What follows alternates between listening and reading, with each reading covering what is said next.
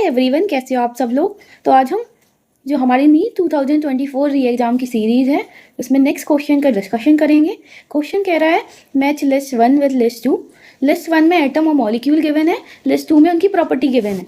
ठीक है, तो सबसे पहले क्या दिया है यहाँ पे, नाइट्रोजन एटम। तो नाइट्रोजन एटम, तो यहाँ पे देखो क्या क्या दिया है। यहाँ पे देखो, अगर हम फोर्थ में देखेंगे क्या दिया है, स्ट्रॉन्गेस्ट ऑक्सीडाइजिंग एजेंट। तो हमें पता है फ्लोरीन जो है उसका ऑक्सीडेशन पोटेंशियल क्या है, बहुत ज़्यादा होता है।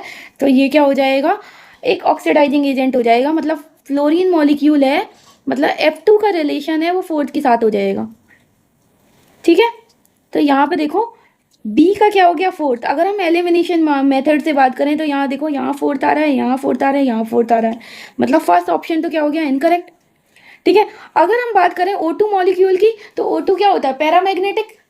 ठीक है, तो O2 क्या होता है, पैरामैग्नेटिक।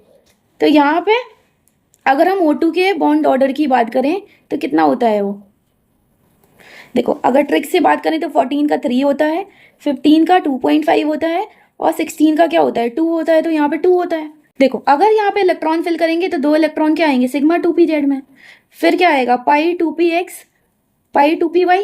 तो 2 यहाँ आ जाएंगे, और एक एक इलेक्ट्रॉन जो है वो किस में आ जाएगा, पाई स्टार 2px और पाई स्टार 2py। तो ये क्या होता है, पैरामैग्नेटिक। ठीक है, चलिए ठीक है, नीचे वाले इलेक्ट्रॉन फिल नहीं करे। देखो 8 तो वो हो गए, sigma 1s2, sigma star 1s2, sigma 2s2, sigma star 2s2, फिर 10, 12, 14 और 15 एंड 16। ठीक है, क्लियर है।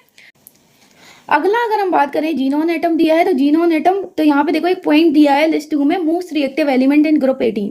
तो जीनोन क्या है, ग्रुप 18 से बिलोंग करता है, तो यही इसका आंसर हो जाएगा। और अगर इसका एक्सप्लेनेशन देखें तो हम क्या बोलते हैं कि जो इनर्ट गैसेस होती हैं वो नॉन रिएक्टिव होती हैं, मतलब या फिर लेस रिएक्टिव होती हैं। बट जो जीनोन है वो क्या करेगा, मोर इलेक्ट्रोनेगेटिव एटम है, जैसे फ्लोरीन है और ऑक्सीजन है, उनके साथ बॉन्ड बनाता है, और सबसे ज़्यादा जीनोन के ही कंपाउंड मिलते हैं हमें। ठीक है, क्रिप्टॉन की बात करें तो KrF2 ही मिलता है।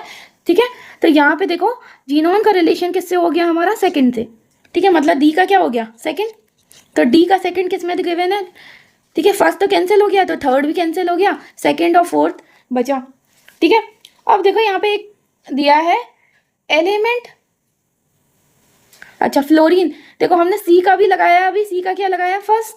तो सी का फर्स्ट क्या है, फोर्थ में गिवन है, तो फोर्थ ही हमारा करेक्ट ऑप्शन हो जाएगा। अगर हम थर्ड पॉइंट की बात करें तो यहाँ पे क्या दिया है, element with highest ionisation enthalpy in group 15। अगर ग्रुप 15 की बात करें तो नाइट्रोजन क्या है, सेकंड पीरियड का एलिमेंट है, साइज क्या है, स्मॉल है।